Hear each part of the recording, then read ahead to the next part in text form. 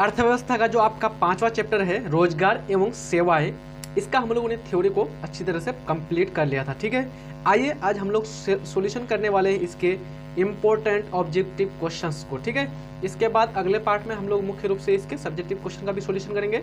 यहाँ से आपका कम से कम 1-2 प्रश्न ऑब्जेक्टिव के रूप में आता ही बच्चों हर साल, और बहुत ही इंपॉर्टेंट है। यहाँ से कौन कौन सा प्रश्न आपके पूछे जाने की संभावना है मैं ये आपको बता दूंगा, और कौन से प्रश्न आपका पिछले जो है बोर्ड परीक्षा में आपका मुख्य रूप से आया हुआ है। जैसे ये आपका चौथा नंबर का प्रश्न को देख सकते हैं आप, 2012 में आया हुआ ये प्रश्न आसानी से आप लोग सॉल्यूशन कर लेंगे, क्योंकि आप लोगों ने चैप्टर को कंप्लीट पढ़ लिया है। अगर मैं रिक्वेस्ट करूंगा बच्चों, कोई भी बच्चा अगर चैप्टर का थ्योरी को नहीं पढ़ा है तो सबसे पहले वो चैनल के प्लेलिस्ट में जाकर के थ्योरी को अच्छी तरह से पढ़ लीजिए, उसके बाद आसानी से सारे प्रश्नों का आप लोग आंसर कर सकेंगे। ठीक है, और जो है वीडियो के अंत में जाकर के आपको टोटल बताना है कि आपका कितना मार्क्स आ रहा है, ताकि पता चल जाए कि आपका किस प्रकार से आपने चैप्टर को कंप्लीट किया था। ठीक है, आइए पहला प्रश्न आपका, इनमें कौन पूर्णतः सरकारी सेवा है, यानी कि पूछता है कि सरकारी यानी कि गवर्नमेंट सर्विस के अंतर्गत इसमें कौन आता है। स्वास्थ्य सेवा, शिक्षा सेवा, सैन्य सेवा या फिर आपका वायु सेवा।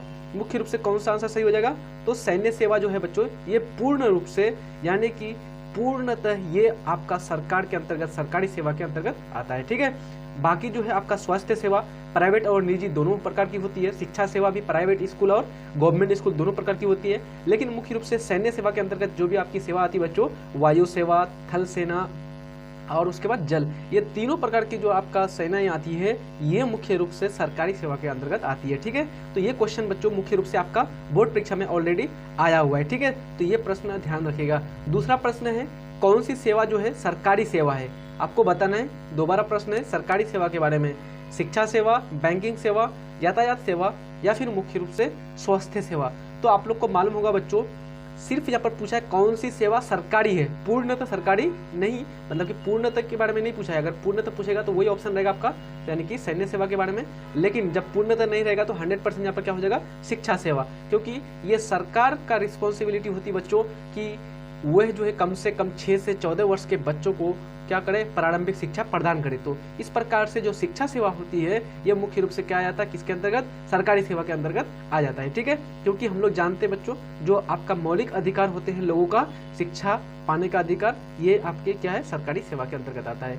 तीसरा आपका है, अगर आप में से कोई क्वेश्चन जो है अगर आपके द्वारा हल नहीं होगा तो उस प्रश्न को कृपया करके आप लोग स्क्रीनशॉट खींच लीजिएगा या फिर आप लोग उसको नोट डाउन कर लीजिएगा। ठीक है, तो तीसरा प्रश्न है, सेवा क्षेत्र का निर्माण होता है, यानी कि जो आपका सर्विस सेक्टर है इसका निर्माण होता है परिवहन सेवा द्वारा, संचार सेवा द्वारा, वाणिज्य सेवा द्वारा या फिर आपका मुख्य रूप से इनमें से सभी।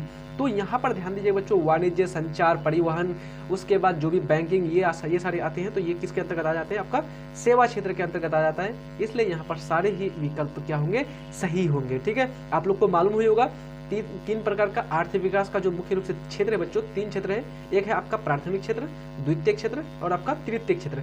प्राथमिक क्षेत्र को आपको कृषि क्षेत्र कहते हैं, द्वितीय क्षेत्र को मुख्य रूप से उद्योग क्षेत्र और तृतीय क्षेत्र को सेवा क्षेत्र कहते हैं, सर्विस सेक्टर कहते हैं। ठीक है, बात करते हैं चौथा प्रश्न है आपका, भारत में सेवा क्षेत्र को सामान्यतः कितने भागों में बांटा गया है, यानी कि जो आपका भारत में सेवा क्षेत्र है बच्चों इसको कितने भागों में बांटा गया है। ये 2012 का प्रश्न है, बहुत ही हलवा है, बहुत ही आसान है।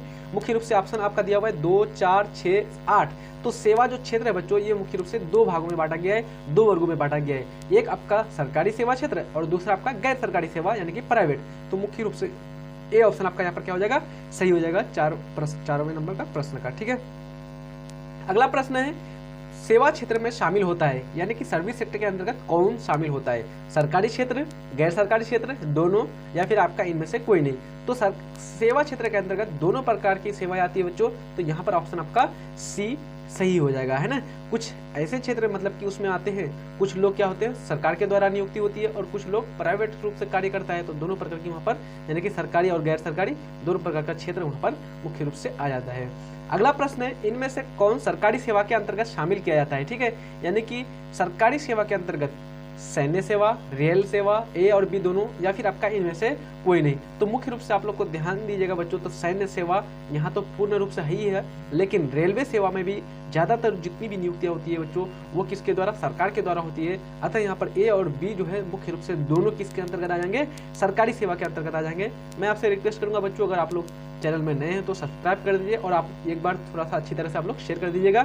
इस चैप्टर का हम लोग मुख्य रूप से 50 ऑब्जेक्टिव का सॉल्यूशन करेंगे और कोई भी प्रश्न आपका नहीं बचने वाला, इसको बार बार आप लोग प्रैक्टिस कर लेंगे तो दोबारा आपको इस चैप्टर के ऑब्जेक्टिव प्रश्न की जरूरत नहीं पड़ेगी। ठीक है, 7वां नंबर का प्रश्न है, वर्तमान समय में सकल घरेलू उत्पाद यानी कि जो आपका जीडीपी है, जीडीपी सकल घरेलू उत्पाद में सेवा क्षेत्र का योगदान है, यानी कि कितना % सेवा क्षेत्र का योगदान है हमारी जीडीपी में 27%, 50 से भी अधिक %, या फिर आपका 10% से अधिक, कम, या फिर आपका इनमें से कोई नहीं। तो मुख्य रूप से जो है बच्चों सेवा क्षेत्र का जो आर्थिक विकास में यानी कि हमारा जीडीपी में जो योगदान है मुख्य रूप से वो आपका 50% से भी अधिक है। ठीक है, मुख्य रूप से। और जबकि आपका कृषि जो क्षेत्र है इसमें लगभग 18% आते हैं और उद्योग क्षेत्र का लगभग आपका 28 से 29% आते हैं। ठीक है, अगला प्रश्न है, एक अर्थव्यवस्था के किस क्षेत्र को सेवा क्षेत्र कहा जाता है, यानी कि मुख्य रूप से अर्थव्यवस्था का जो कौन सा क्षेत्र है जिसको सेवा क्षेत्र कहा जाता है, द्वितीयक क्षेत्र, तृतीयक क्षेत्र, प्राथमिक क्षेत्र, या फिर आपका इनमें से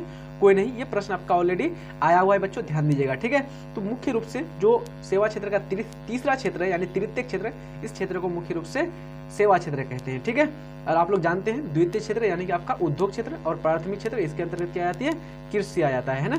ये सारा चीज आप लोग को मालूम है।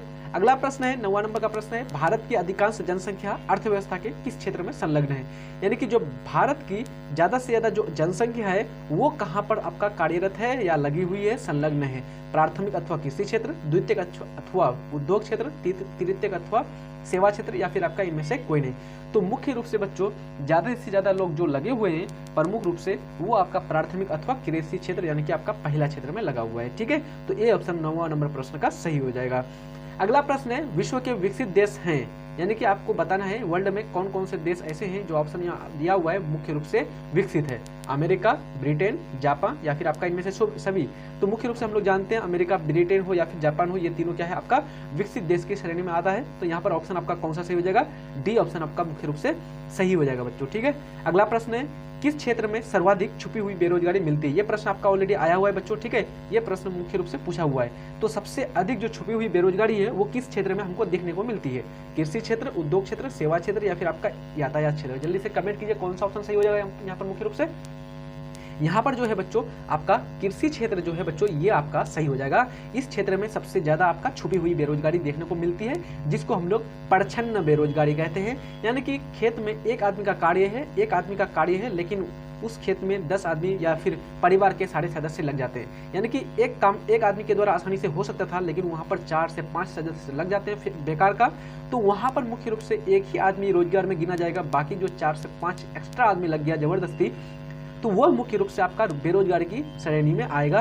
तो कृषि क्षेत्र में ऐसा जो है हमको ज्यादातर देखने को मिलता है। ठीक है, अगला प्रश्न है, रोजगार के प्रमुख क्षेत्र कितने हैं, यानी कि आपका जो रोजगार का प्रमुख रूप से जो क्षेत्र है बच्चों वो कितने हैं, 4, 3, 2 या फिर आपका 1। तो आपको मालूम ही होगा बच्चों प्रमुख रूप से आपका कितने हैं, 3 क्षेत्र है ना। अभी बताया मैंने, कृषि क्षेत्र है, उद्योग क्षेत्र है और आपका सेवा क्षेत्र है। इन तीनों क्षेत्र में कहीं पर भी अगर रोजगार मिलती है तो क्या हो जाएगा, वो सारे क्या आते हैं, रोजगार क्षेत्र के अंतर्गत ही आते हैं, है ना। अगला प्रश्न है, आर्थिक विकास के कितने क्षेत्र हैं, प्रमुख रूप से पूछा जा रहा है आपको आर्थिक विकास। तो आर्थिक विकास का हम लोग जानते हैं बच्चों 3 क्षेत्र है ना। अभी मैंने बताया आपको कृषि क्षेत्र, उद्योग क्षेत्र और आपका सेवा क्षेत्र। कौन सा ऑप्शन आपका यहाँ पर सही हो जाएगा, प्रमुख रूप से सी ऑप्शन आपका यहाँ पर 13वें नंबर प्रश्न का सही हो जाएगा। अगला प्रश्न है, आर्थिक विकास का तीसरा क्षेत्र क्या है, क्वेश्चन आया हुआ है बच्चों, ये क्वेश्चन आपका ऑलरेडी पूछा हुआ है। ठीक है, यहाँ पर दर्शाया नहीं है लेकिन मैं क्वेश्चन बैंक मुझे सारा चीज मालूम है, कौन सा क्वेश्चन आपका आया हुआ है, कौन सा प्रश्न आपका प्रमुख से बोर्ड परीक्षा में पूछे हुए हैं। ठीक है, तो आर्थिक विकास का जो आपका तीसरा क्षेत्र है ये है आपका सेवा क्षेत्र। तो कौन सा ऑप्शन यहाँ पर आपका सही हो जाएगा, मुख्य रूप से डी ऑप्शन आपका सही हो जाएगा। जबकि आपका पहला क्षेत्र कृषि क्षेत्र है और दूसरा जो क्षेत्र है आपका उसमें प्रमुख रूप से उद्योग क्षेत्र आ जाते हैं। ठीक है, अगला प्रश्न है, किस योजना के अंतर्गत सरकार ने ग्रामीणों को काम पर कानूनी अधिकार दिया है, यानी कि किस योजना के अंतर्गत, प्रमुख रूप से जवाहर रोजगार योजना, मनरेगा, स्वर्ण जयंती ग्राम स्वरोजगार योजना या फिर आपका संपूर्ण ग्रामीण रोजगार योजना। तो प्रमुख रूप से बच्चों जो है प्रमुख रूप से जो आपका ग्रामीणों को जो है काम के लिए जो आपका कानूनी अधिकार दिया गया है वो आपका मनरेगा के तहत दिया गया है। यानी कि मनरेगा के अंतर्गत प्रत्येक बेरोजगार आदमी को 100 दिन, यानी कि 100 दिन की क्या है उसको एक साल, एक वर्ष में यानी 365 दिन में से 100 दिन कम से कम उसको रोजगार प्रदान करेगी सरकार। ठीक है, तो प्रमुख रूप से यहाँ पर क्या आ जाएगा, बी ऑप्शन आपका सही हो जाएगा। मनरेगा के बारे में मैं आपको बता दूं, ये क्वेश्चन आपका आया हुआ है बहुत बार, इससे संबंधित क्वेश्चन आपको पूछे जाते हैं। तो ध्यान रखिएगा, मनरेगा जो है इसकी शुरुआत 2005 में की गई थी। मनरेगा का फुल फॉर्म होता है बच्चों Mahatma Gandhi national rural employment guarantee act. ठीक है, बार बार आपको क्वेश्चन पूछा जाता है कि मनरेगा किस व्यक्ति के नाम पर चला हुआ, तो आपको ध्यान रखिएगा महात्मा गांधी। कब चला गया, 2005 में। तो इसके अंतर्गत कितने दिनों की रोजगार प्रदान की जाती है, ये क्वेश्चन पूछा हुआ है। तो 100 यानी 100 दिनों की क्वेश्चन यानी कि आपका रोजगार प्रदान किया जाता है। ठीक है, अगला प्रश्न है सकल घरेलू उत्पाद ग्रोस डोमेस्टिक प्रोडक्ट जीडीपी में कृषि का योगदान कितना प्रतिशत है। तो प्रमुख रूप से कितना परसेंट है, 16.5, 18.5, 17.5 या फिर आपका 15.5।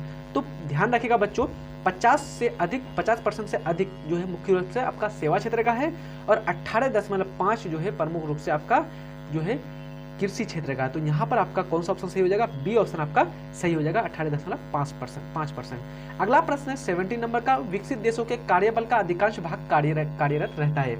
यानी कि जो आपका विकसित देशों के कार्यबल का जो अधिकांश भाग है वो किस में कार्यरत रहता है, कृषि क्षेत्र में, औद्योगिक क्षेत्र में, सेवा क्षेत्र में या फिर आपका इनमें से कोई नहीं। तो ध्यान रखिएगा जब भी कोई विकसित देश की बात आएगी बच्चों तो वहाँ के जो है ज्यादातर लोग जो है संलग्न होंगे वो आपका सेवा क्षेत्र में होगा। ठीक है, तो सी ऑप्शन यहाँ पर आपका सही हो जाएगा क्योंकि उसी सेवा क्षेत्र ही सबसे ज्यादा क्या करता है बच्चों आपका योगदान करता है जीडीपी में और उसकी वजह से आर्थिक विकास होता है और आर्थिक विकास के कारण ही वो देश किस में आ जाता है, विकसित श्रेणी में आ जाता है। तो ज्यादातर लोग आपका सेवा क्षेत्र में जुड़ा हुआ रहता है।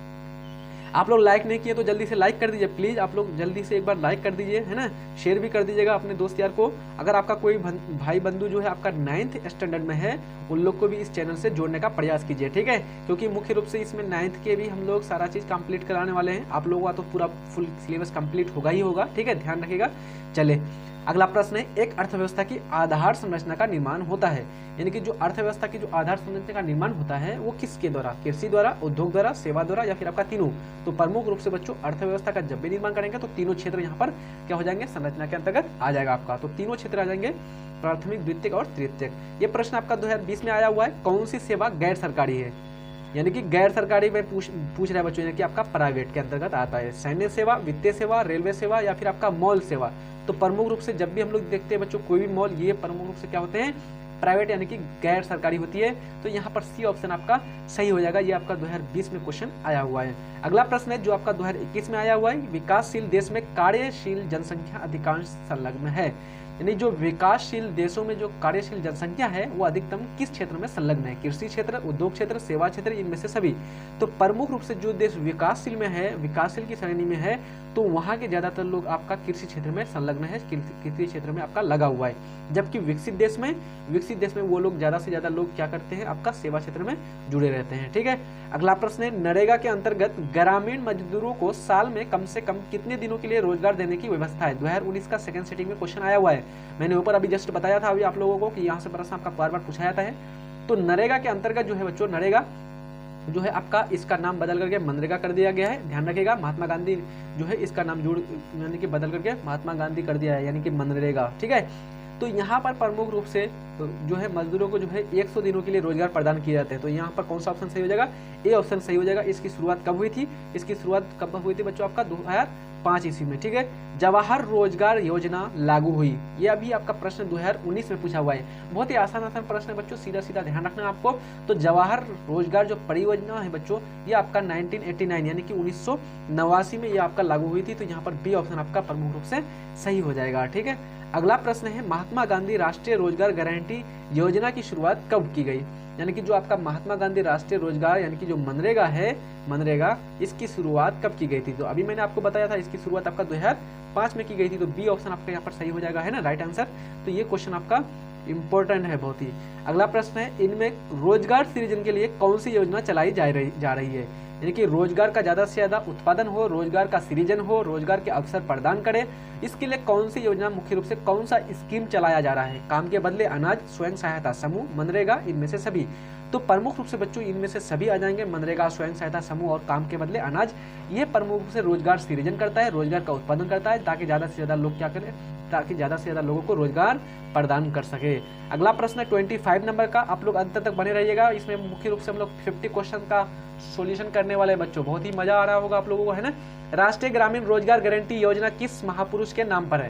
यानी कि जो आपका राष्ट्रीय ग्रामीण रोजगार गारंटी है बच्चों, ये योजना जो है किसके नाम पर है? तो पहले मैंने अभी ऊपर में बताया था आपको, महात्मा गांधी है ना, मनरेगा, तो महात्मा गांधी के नाम पर दिया गया है, तो यहाँ पर ए ऑप्शन आपका राइट हो जाएगा। अगला प्रश्न है स्वर्ण जयंती शहरी रोजगार योजना किस वर्ष शुरू की गई थी? यानी कि जो है शहर में रह रहे लोगों को रोजगार प्रदान करने के लिए उसके लिए एक योजना शुरू की गई, वो कब शुरू की गई? 1997 यानी 1997, 2000, 1990 या फिर आपका 1995। तो ध्यान रखिएगा 1997 में प्रमुख रूप से ये जो है आपका स्वर्ण जयंती शहरी रोजगार योजना शुरू की गई थी। अगला प्रश्न है 27 नंबर का, स्वयं सहायता समूह योजना किस वर्ष लागू किया गया? बच्चों सबसे ज्यादा यहाँ से क्वेश्चन आपको पूछा जाएगा, योजना से संबंधित क्वेश्चन पूछे जाएंगे। उसके बाद जो है कौन सा क्षेत्र से आता है, सेवा क्षेत्र, कृषि क्षेत्र, उद्योग क्षेत्र, यहाँ से क्वेश्चन बनते हैं इस चैप्टर में, ठीक है। तो ध्यान रखिएगा, योजना सबको थोड़ा सा ध्यान रखेगा। प्रमुख रूप से जो आपका स्वयं सहायता समूह है बच्चों, ये योजना जो शुरू की गई थी वो ये योजना आपका 1992 में, यानी कि आपका 27 नंबर प्रश्न का क्या हो जाएगा बच्चों? आपका सी ऑप्शन आपका प्रमुख रूप से सही हो जाएगा, ठीक है। स्वयं सहायता समूह में लगभग कितने सदस्य होते हैं? तो पर बहुत ही आसान है ये क्वेश्चन, तो आप लोग को मालूम ही होगा। स्वयं सहायता समूह में कम से कम कितना होना चाहिए? 15 से 20 सदस्य होते हैं बच्चों। कितना? 15 से 20 सदस्य होते हैं। तो कौन सा ऑप्शन आपका सही हो जाएगा? सी ऑप्शन 28 नंबर का सही हो जाएगा। क्वेश्चन है 29 नंबर का, नरेगा कार्यक्रम के नाम के साथ किस व्यक्ति का नाम जोड़ा गया? तो ये आप लोग सॉल्यूशन कर लिए, दोबारा क्वेश्चन आ गया, और ये क्वेश्चन देखिए 2021 में फर्स्ट सिटिंग में आया हुआ है। तो किसी भी प्रश्न को आप लोग हल्के में नहीं लेंगे, ठीक है, ध्यान रखिएगा। प्रमुख रूप से ये क्वेश्चन क्या हो गया? तो इसमें जो है नरेगा के अंतर्गत किसको जोड़ा गया? आपका महात्मा गांधी को। तो कौन सा? डी ऑप्शन आपका सही हो जाएगा। 30 नंबर का प्रश्न है, इसमें किसे अग्रणी युवा देश कहा जाता है? यानी कि युवा यूथ का देश किस देश को कहा जाता है? जापान, भारत, अमेरिका, रूस। तो हम लोग जानते हैं बच्चों सबसे ज्यादा जो युवा है अभी आपका भारत में है वर्तमान में, तो इसलिए भारत को अग्रणी युवा देश कहा जाता है। तो ऑप्शन आपका बी जो है प्रमुख रूप से सही हो जाएगा। अगला प्रश्न है, भारत को किस उद्योग के क्षेत्र में अधिक सफलता मिली है? यानी कि भारत को जो उद्योग क्षेत्र में जो अधिक सफलता मिली है वो किस क्षेत्र में?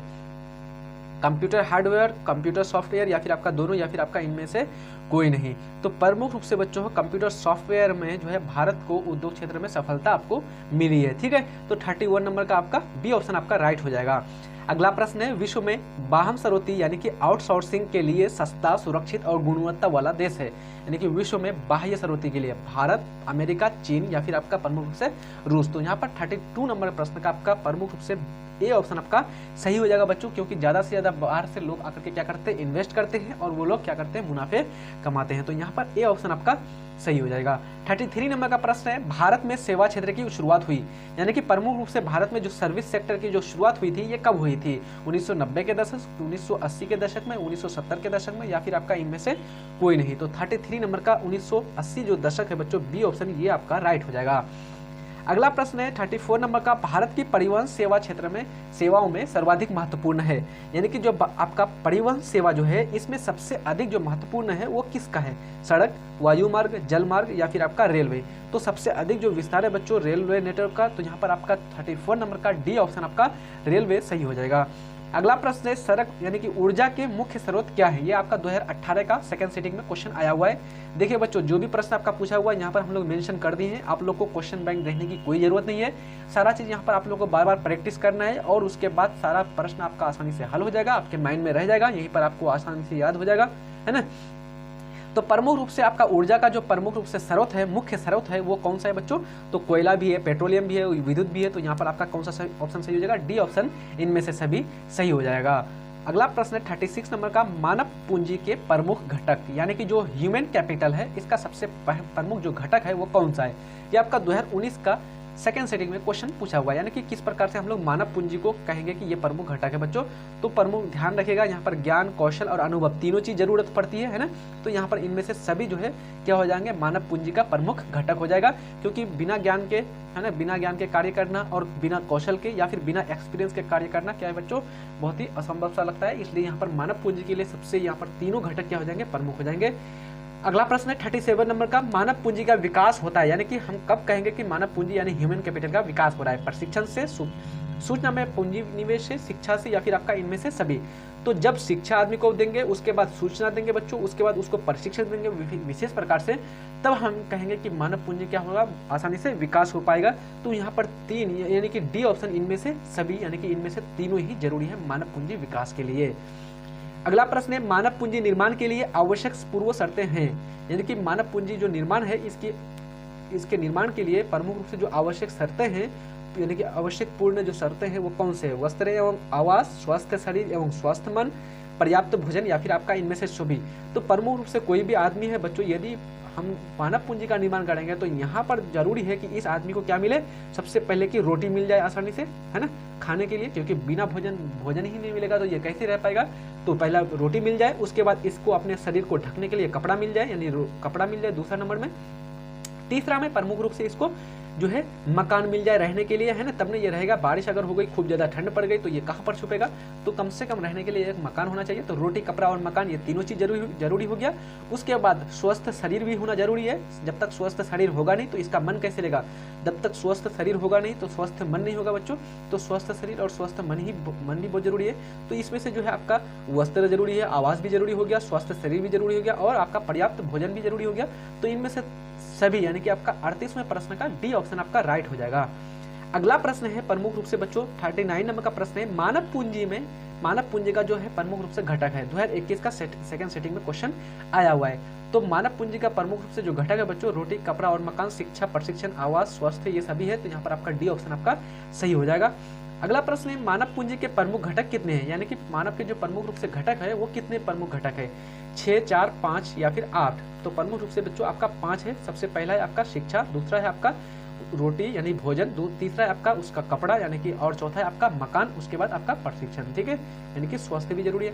अगला प्रश्न है 6 से 14 वर्ष की आयु वाले बच्चों को दी जाने वाली शिक्षा कहलाती है, यानी कि वैसे बच्चे जो आपका 6 वर्ष से 14 वर्ष की श्रेणी में आता है, यदि उनको शिक्षा प्रदान की जाएगी तो वो शिक्षा क्या कहलाएगी, प्रारंभिक शिक्षा या फिर आपका माध्यमिक शिक्षा या फिर आपका उच्च शिक्षा या फिर आपका व्यावसायिक शिक्षा। तो 6 से 14 वर्ष जो है बच्चों ये प्रारंभिक वर्ष होता है, प्रारंभिक आयु होता है किसी बच्चे का। तो प्रमुख रूप से वहां पर प्रारंभिक शिक्षा प्रदान की जाती है उन्हें, ठीक है। तो ए ऑप्शन आपका राइट हो जाएगा। अगला प्रश्न है 42 नंबर का, मानवीय संसाधन के विकास के लिए सर्वाधिक सेवाएं महत्वपूर्ण है, यानी कि मानव संसाधन ह्यूमन रिसोर्स का विकास जो करेंगे उसके लिए सबसे अधिक जो महत्वपूर्ण सेवाएं हैं वो कौन सी है, शिक्षा, स्वास्थ्य, ऊर्जा, पर्यावरण। तो सबसे इंपॉर्टेंट है बच्चों स्वास्थ्य, सबसे इंपॉर्टेंट। यदि उसका हेल्थ ही ठीक नहीं रहेगा तो उसको पढ़ा के क्या करेंगे, नहीं करेंगे ना कुछ। जब उसका मन ही सही नहीं रहेगा तो उसको कोई चीज अच्छा ही नहीं लगेगा तो कहाँ पर वो टाइम बिताएगा, नहीं ना। तो प्रमुख रूप से सबसे पहले उसका स्वास्थ्य, ये सबसे पहला महत्वपूर्ण चीज है। जब उसका स्वास्थ्य ठीक होगा तो उसको भोजन अच्छा से भोजन, उसके बाद जो है प्रमुख रूप से कपड़ा, फिर उसके बाद मकान, फिर उसके बाद शिक्षा, प्रशिक्षण, इसके द्वारा हम आसानी से मानव पूंजी का निर्माण कर सकते हैं। 43 नंबर का प्रश्न है भारत में आर्थिक विकास का नया दौर कब शुरू हुआ, यानी जो आपका इकोनॉमिकल डेवलपमेंट था भारत के लिए कब शुरू हुआ था ये दौर, 1991, 1990, 1989 या फिर आपका 1988। तो 43 नंबर प्रश्न का राइट आंसर यहाँ पर हो जाएगा बच्चों 1991, यानी कि 1991 में प्रमुख रूप से भारत में आर्थिक विकास का नया दौर शुरू हुआ था, ठीक है, ध्यान रखिएगा। अगला प्रश्न है भारत सरकार ने किस प्रकार की शिक्षा को मौलिक अधिकार घोषित किया है, यानी कि जो आपका भारत इंडियन गवर्नमेंट है वो किस प्रकार की शिक्षा को जो है फंडामेंटल राइट यानी कि आपका मौलिक अधिकार के अंतर्गत घोषित किया गया है, प्रारंभिक शिक्षा को, माध्यमिक शिक्षा को, उच्च शिक्षा को या फिर आपका टेक्नोलॉजी यानी कि तकनीकी शिक्षा। तो ध्यान रखिएगा प्रारंभिक शिक्षा जो आपका 6 से 14 वर्ष के बच्चों के लिए जो इंपॉर्टेंट होती है ये प्रमुख रूप से मौलिक अधिकार के अंतर्गत रखा गया है। यदि कोई किसी बच्चे को नहीं मिलता है बच्चों तो वो जो है कोई भी लीगल प्रोसेस अपना सकता है। अगला प्रश्न है 45 नंबर का, कौन प्राथमिक ऊर्जा का उदाहरण नहीं है, 2021 का प्रश्न है, यानी कि प्राथमिक ऊर्जा प्राइमरी एनर्जी का उदाहरण नहीं है, कोयला, विद्युत, पेट्रोलियम, प्राकृतिक गैस। तो ध्यान रखिएगा बच्चों कोयला ये तो आपका प्रमुख रूप से, पेट्रोलियम और प्राकृतिक गैस ये तीनों इंपॉर्टेंट रूप से आते हैं प्राथमिक ऊर्जा के अंतर्गत, क्योंकि जो है इससे पहले विद्युत नहीं था बच्चों, है ना, कोयला और पेट्रोलियम और प्राकृतिक गैसों का ही हम लोग प्रयोग कर रहे थे, इसलिए इसको हम लोग प्राथमिक ऊर्जा के अंतर्गत रखते हैं जबकि विद्युत को नहीं रखते हैं। तो यहाँ पर आपका राइट आंसर बी ऑप्शन सही हो जाएगा। 46 नंबर का प्रश्न है विगत वर्षों में बिहार में किस क्षेत्र का सर्वाधिक विकास हुआ है, यानी कि जो पिछले वर्षों में जो है लास्ट टाइम में सबसे अधिक जो बिहार का जो विकास हुआ है तो बिहार के किस क्षेत्र में सबसे अधिक विकास हुआ है, सेवा क्षेत्र, कृषि क्षेत्र, औद्योगिक क्षेत्र या फिर आपका इनमें से कोई नहीं। तो प्रमुख रूप से जो है बच्चों सेवा क्षेत्र में विस्तार किया गया है, तो ये ऑप्शन आपका सही हो जाएगा। जितने भी आपका उद्योग क्षेत्र थे वो प्रमुख रूप से झारखंड के कटने के बाद झारखंड चले गए हैं, इसलिए अभी औद्योगिक क्षेत्र में उतना अच्छा से विस्तार नहीं हो पाया है जितना आपका सेवा क्षेत्र में हो रहा है। ठीक है, जल्दी ही हमारा सेशन समाप्त होने वाले हैं। 3 ही और प्रश्न, 3-4 प्रश्न आपका बचा हुआ है। 21वीं सदी में किस देश को युवाओं का देश माना जाता है, यानी कि माना जाएगा, यानी कि आपका जो आपकी 21st सेंचुरी चल रही है, तो इस दशक में सब जो युवाओं का जो देश है किसे माना जाएगा। तो प्रमुख रूप से मैंने पहले ही बता दिया बच्चों, भारत है ना। भारत की पॉपुलेशन 1 अरब जो है 38 करोड़ से भी प्लस हो गया है और यहाँ पर युवाओं की संख्या बहुत ही अधिक है। इस आधार पर 21वीं सदी में जो है बच्चों युवाओं का देश भारत को माना जाएगा। 48 नंबर का प्रश्न है, आर्थिक मंदी का बुरा प्रभाव किन देशों पर पड़ा, यानी कि जो आपका आर्थिक मंदी हुआ था इसका जो सबसे खराब प्रभाव, सबसे बुरा प्रभाव जो पड़ा, दुष्परिणाम, वो किस पर पड़ा। विकसित देश, अर्धविकसित देश, विकासशील देश या फिर आपका उपभोक्ता में से कोई नहीं। तो प्रमुख रूप से जो बच्चों इसका बुरा प्रभाव पड़ा था वो आपका विकसित देशों पर पड़ा था। ठीक है, तो ये ऑप्शन आपका 48 नंबर प्रश्न का सही हो जाएगा। अगला प्रश्न है, वर्तमान मंदी के कारण कौन सा क्षेत्र प्रभावित हुआ, यानी कि वर्तमान में जो मंदी चली इसके कारण कौन सा जो है क्षेत्र प्रभावित हुआ। कृषि क्षेत्र, उद्योग क्षेत्र, सेवा क्षेत्र या फिर आपका ए और बी दोनों। तो 49 नंबर प्रश्न का सेवा क्षेत्र जो आपका सी ऑप्शन है बच्चों, ये प्रमुख रूप से राइट आंसर हो जाएगा, क्योंकि हम लोगों ने जाना था आर्थिक मंदी के कारण विकसित देश पर बुरा असर पड़ा और विकसित देश में क्या होती है बच्चों, प्रमुख रूप से सेवा क्षेत्र ज्यादा होते हैं, तो सेवा क्षेत्र पर ही इसका ज्यादा असर पड़ा था। लास्ट प्रश्न है आज के सेशन का, उसके बाद हमारा सेशन समाप्त होने वाला है। आप लोग जल्दी से जल्दी कमेंट में टोटल आपके कितने मार्क्स आ रहे हैं, कम से कम कितने प्रश्नों का आप लोगों ने राइट आंसर दिया है, जल्दी से कमेंट कीजिएगा। लास्ट प्रश्न है, भारत का कौन सा शहर सूचना प्रौद्योगिकी में विश्व के अग्रणी सूचना प्रौद्योगिकी की श्रेणी में आ गया है, यानी कि भारत का उस शहर का नाम बताना है जो अपना आपका जो है इंफॉर्मेशन टेक्नोलॉजी यानी IT सेक्टर में विश्व के अग्रणी सूची प्रौद्योगिकी की श्रेणी में आ गया है। मुंबई, दिल्ली, कलकत्ता या फिर आपका बेंगलोर। तो प्रमुख रूप से यहाँ पर जो है आपका बेंगलोर जो है बच्चों, ये है आपका सूचना प्रौद्योगिकी में विश्व के अग्रणी सूची में आपका आ गया है। ठीक है, जबकि मुंबई की बात किया तो हम लोग जानते हैं मुंबई क्या है बच्चों, आपका प्रमुख रूप से भारत का वित्तीय राजधानी कहलाता है, इकोनॉमिकल कैपिटल कहलाता है। ठीक है, तो यहाँ तक आप लोगों का सेशन समाप्त होता है। बहुत ही इंपॉर्टेंट प्रश्न को आप लोगों ने अच्छी तरह से हल कर लिया होगा ये सारे प्रश्न, और आप लोग को आई थिंक बहुत ही अच्छा लगा होगा। सारे प्रश्नों का आंसर आप लोग को आते होंगे।